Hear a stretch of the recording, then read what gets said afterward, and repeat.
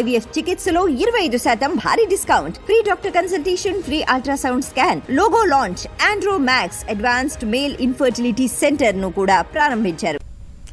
నిన్నటి వరకు తగ్గుముఖం పట్టిన గోదావరి యూటర్న్ తీసుకుంది. క్రమక్రమంగా పెరిగిన వరదతో భద్రాచలం వద్ద గోదావరి నీటి మట్టం 48.2 అడుగులకు చేరింది. ప్రస్తుత నీటి మట్టం 48 అడుగులకు చేరటంతో రెండో ప్రమాద హెచ్చరికలు జారీ చేశారు అధికారులు. భద్రాద్రి కొత్తగూడెం జిల్లాలోని గోదావరి పరివాహక ప్రజలు అప్రమత్తంగా ఉండాలని సూచించారు.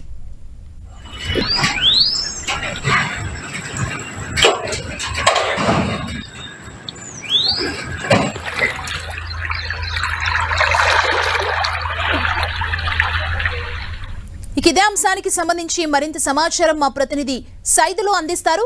సైదులు, భద్రాచలం వద్ద గోదావరి వరద ఉధృతి దోబూచులాడుతున్నట్టుగా కనిపిస్తుంది. ఎందుకంటే నిన్నటి వరకు కూడా రెండో ప్రమాద హెచ్చరికను దాటి 50 అడుగుల పైన వస్తుందని అంచనా వేసినటువంటి అధికారుల అంచనాలకు కూడా తలకిందులై మొత్తం కూడా మళ్ళీ రెండో ప్రమాద హెచ్చరికను ఉపసంహరించుకుని మొదటి ప్రమాద హెచ్చరికను కొనసాగుతున్న నేపథ్యంలో ఒక్కసారిగా ఉదయం నుంచి ఇప్పటి వరకు కూడా రెండో ప్రమాద హెచ్చరిక అంటే 48.2 అడుగులలో గోదావరి ప్రవహిస్తుంది. రెండో ప్రమాద హెచ్చరికను కూడా తిరిగి అనౌన్స్మెంట్ చేసిన పరిస్థితి అయితే కనిపిస్తుంది. భద్రాచలం దగ్గర వరద ఉధృతి క్రమక్రమంగా పెరుగుతుంది. పైనుండి వస్తున్నటువంటి ఛత్తీస్గఢ్ లో వస్తున్నటువంటి కావచ్చు, మహారాష్ట్ర నుంచి వస్తున్న వరద ఉధృతి నేపథ్యంలో ఒక్కసారిగా భద్రాచలం గోదావరి వద్ద వరద ఉధృతి పెరుగుతుంది. క్రమక్రమంగా పెరగడంతో రెండో ప్రమాద హెచ్చరికను కూడా జారీ చేసిన పరిస్థితిని రేపు ఉదయం లోపు కూడా మూడో ప్రమాద హెచ్చరిక అయినటువంటి 53 అడుగులు కూడా గోదావరి చేరుతుందని కూడా అధికారులు అంచనా వేస్తారు. లోతట్టు ప్రాంతాల ప్రజలు కూడా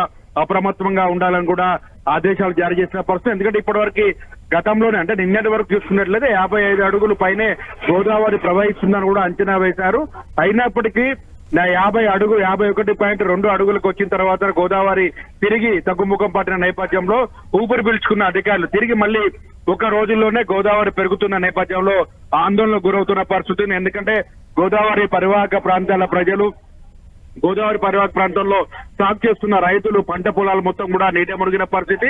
వాజేడు, వెంకటాపురం, చర్ల ప్రాంతాలకు సంబంధించి ఛత్తీస్గఢ్, భద్రాచలం ఛత్తీస్గఢ్ వెళ్తున్నటువంటి రహదారులు కూడా దిగ్బంధనమైన పరిస్థితి. 2 రోజుల పైగా జాతీయ రహదారిపై ఎటువంటి రాకపోకలు కూడా లేకుండా వాహనాలను కూడా ముందస్తుగా బూర్గంపాటు కావచ్చు, కొత్తగూడెం పాల్వంచి సమీపంలో కూడా నిలుపుదల చేసిన పరిస్థితి.